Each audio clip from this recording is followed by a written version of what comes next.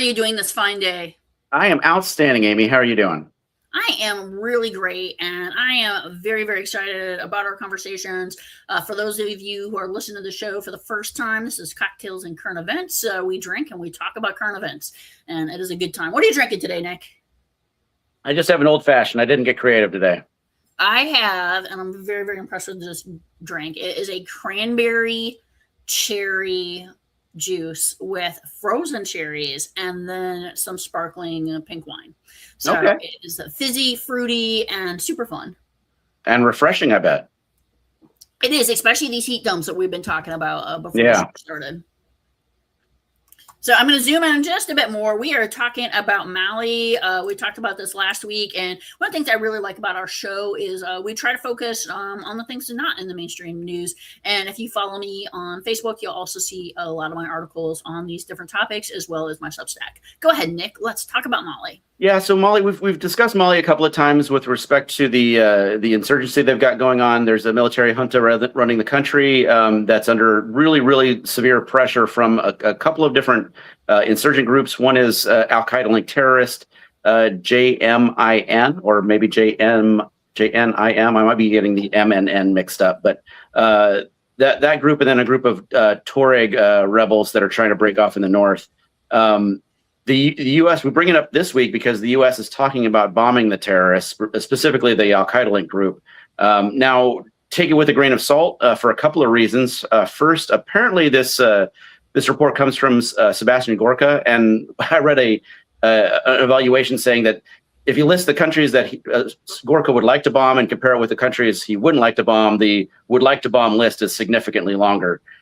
So it's kind of in his wheelhouse. And then there's the other limiting factor here is we are so engaged right now with Iran, and then have Cuba sitting on the back burner there, that devoting more military resources to another theater is going to be challenging, and makes it more unlikely than not that we would do it. Well, and we also have the operations still going on into the Caribbean, and the periodic bombing of speedboats in the Caribbean and East Pacific. That's another whole can of worms. But the reason I wanted to bring this one up is ongoing operation. So so many operations to cover, and I think really highlighting what's going on there in Mali as a country that has been very, very tumultuous for a very long time. Yeah, and the reason I really wanted to bring this up is that, okay, so we're talking about striking terrorists, and I have no problem with that. But if you're just dropping a few bombs or launching a few missiles, you're not going to actually change anything. And this is the same thing that we saw happen in Nigeria at the first part of the year. We launched just a couple of strikes against an insurgent group. We did maybe 6 months of advising, and then we left. Mm-hmm. And the conditions on the ground didn't change. So it's going to be the same thing if we do attack Mali and we do strike the terrorist groups.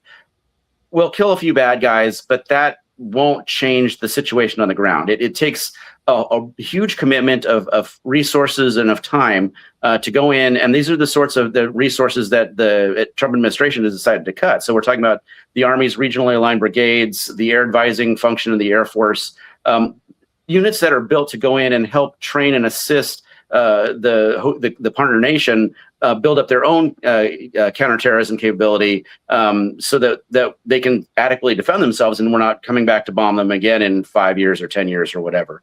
Well, and it also goes back to the dime principle that, if you're not addressing the economic aspects, if you don't have organizations like USAID to help with the populace, it's a very different model than it was just 2 years ago before this administration. Yeah, so I bring it up to say, okay, there might be some dramatic strikes, but it won't actually change anything in Mali unless we're actually interested in a long-term investment on time and resources. And I very much doubt that this administration is going to follow through anything like that. Yeah, and if you look at it in light of the recent testimony from Hegseth, we're running out of bombs. Which is terrifying in a whole host of reasons. But pivoting over back to the Middle East. Not going to focus on Iran this week, but we do need to bring up the fact that the Houthis in Yemen have joined the fight. Specifically, if you look at down at the bottom of the Red Sea, where it joins the Gulf of Aden and then moving out into the Indian Ocean, they control the east side of that. It's called the Bab el-Mandeb, and they have decided that they're going to cut off Saudi shipping. And there's been a conflict between the Saudis and the Houthis for probably more than a decade now. So this is not a new situation. But with the Strait of Hormuz closed off, Saudi has been pumping as much oil as they can to the Red Sea and then shipping it out that way. Most of their customers lie to the east in Asia, so they want to use the Bab el-Mandeb or the BAM to do the shipping. But if that's closed to them, and the Houthis have struck at least 2 ships coming out of Saudi Arabia, then now they have to go through the Suez Canal and they have to go all the way around Africa, which adds a whole lot of time and cost to those shipments, and drives up to the really global economic catastrophe that is this conflict going on. Yeah, fun conflict that continues despite war power. So the gift that just keeps on giving. Exactly. And now let's talk about Saudi Arabia as a potential nuclear power, which is just So and I will say, personally, this does not bother me, to be perfectly honest. The idea, and the cat's decided that he wants to say a few words too. The idea that Saudi wants to develop a nuclear capability primarily for power generation does not bother me at all. And the U.S. helping them do that does not bother me at all. Because if the United States doesn't, they're going to turn to Russia or China or Pakistan to help develop that capability, build out their infrastructure, and that's going to be another hook that they have away from the United States, and potential pivot away from the United States as a supplier, economic partner, a potential ally in the region. The fear, of course, is that they will then turn around and build a nuclear weapon. And they have been very explicit. If Iran builds a nuclear weapon, Saudi Arabia has been very explicit that they will follow suit, because they do see that as a huge threat. You've seen Iran strike Saudi Arabia along with a lot of the other Gulf countries through this conflict. So Saudi sees this as a potential insurance policy that we need to be able to protect ourselves. The United States, however, so after we announced the deal, President Trump decided to say, okay, so if we're going to do this deal, you have to recognize Israel. Well, Saudi wasn't keen on that. That's why we haven't done this deal yet. I don't think that Saudi has officially come back and said, never mind, the deal's off. But if it's contingent upon Israeli recognition, Saudi's probably going to back out, which will leave them either in want of a nuclear capability or searching for another partner, be it Russia, China, Pakistan, India, somebody else that has that capability. Yeah, and taking away the countryside politics, it's also important to note that Westinghouse Electric is the major beneficiary financially for this to happen, and so there is always that kind of corporate backing, and how is that playing behind the scenes of what's going on a nation-state level. Yeah, and there's with all of the economic deals going around with this administration, you do have to pay much more attention to that. But that said, they were a significant donor of certain things, including the ballroom. Yeah, but that said, like I said at the beginning, the idea of Saudi developing a civilian nuclear capability and sponsored by the United States does not bother me at all. But fun things to watch. We wanted to pivot now over to Nicaragua, correct? Yeah. So, and Nicaragua, the president Daniel Ortega. Quick background on him. He was kind of a Cold War holdover. He was the president of Nicaragua in the late 80s, fell out of power through the 90s, and then came back in the mid 2000s.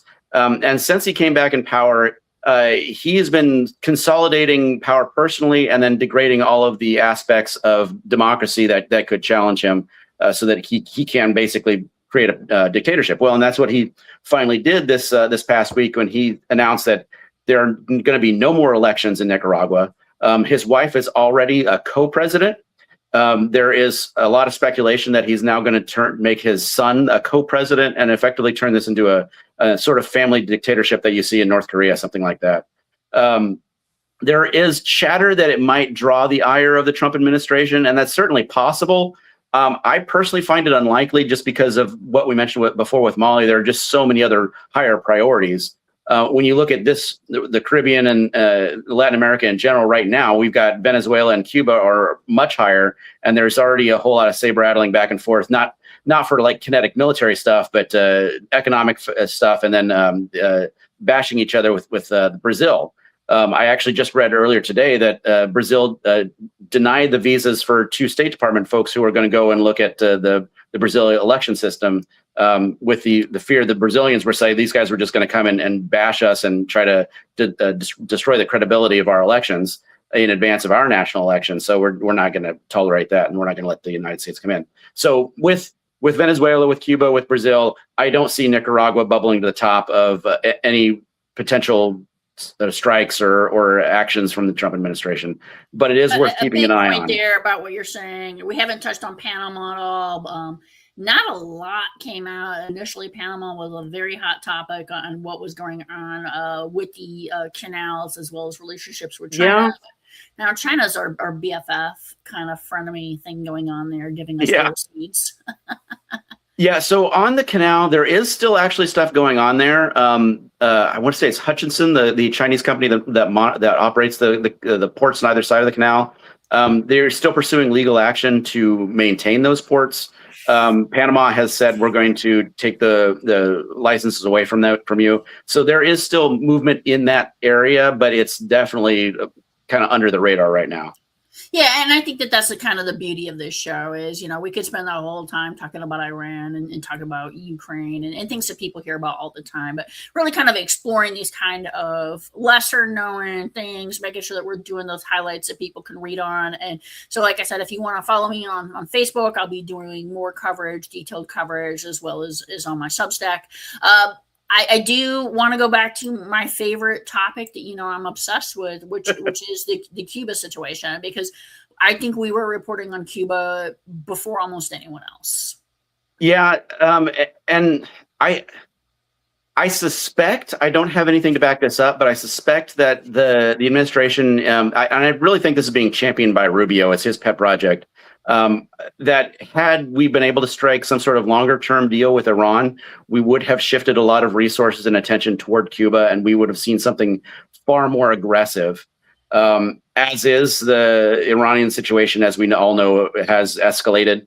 We're continuing to exchange strikes. More people are being killed. More economies are being disrupted.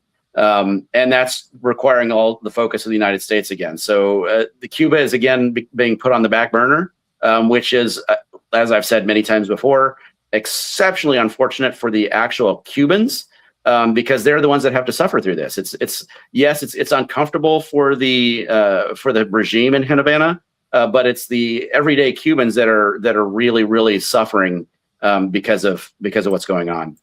Absolutely. And since we got a little the bridge, time, I want to talk about the bridge here. I will say I'm originally from Michigan, and this is near and dear to my heart.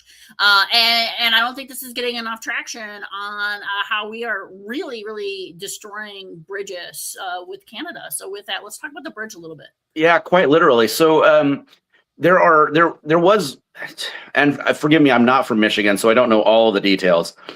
But there was one main bridge there it's in Detroit, right? Yeah, through Detroit, there's one main bridge, one main tunnel, and so there was a decision that there needed to be another bridge. Yeah, so and this one main bridge collects a lot of tolls. So when the Canadians built another one, the owner of the existing bridge went to the Trump administration and basically was crying about losing toll revenue.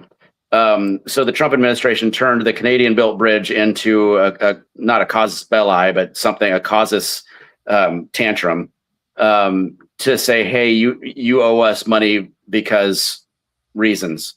So the latest that I've heard is the United States and Canada have worked out a sharing agreement for the revenue, a revenue sharing agreement over the bridge. But the Canadians have said that revenue sharing agreement will only kick in once the bridge is paid for, because the Canadians did build the bridge. It's in the larger context. It's part of the Trump administration has said they want to back out of what was the North America Free Trade Agreement. It was turned into the U.S. Mexico Canada trade agreement that Trump negotiated in his first term. Trump has decided he doesn't like it anymore, and he wants to renegotiate that. So that's the backdrop for all of the shenanigans with Canada and with Mexico. He's trying to create his own leverage so that he can then extract greater concessions from, be it for automobiles or timber or what have you.